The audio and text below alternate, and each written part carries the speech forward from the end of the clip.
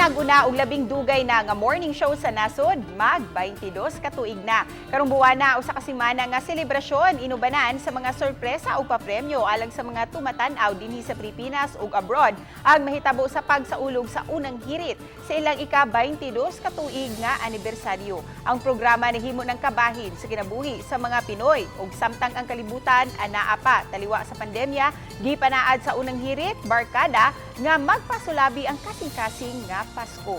Netong Lunes, opisyal nang gilusad ang Bagong Buhay, Bagong Bahay sa 2022 nga mamahimong maangkon sa unang hirit viewers, Lukop Nasod. So hindi na siya pansarili, kundi meron maghihintay sa yung manood, mag-alam ng balita, at kung mananalo sila sa mga pa-contest namin, lalo na ngayon, napakaganda ng mga aming pa-contest. Masarap tong show na to. It's something na 22 years kamong haba, no. I'm pretty sure I represent the group in saying na mabilis lang yun. Kaya namin another 22. Ibinabahagi namin sa unang hirit ay mga bagay, impormasyon at mga kaalaman na kakailanganin nila.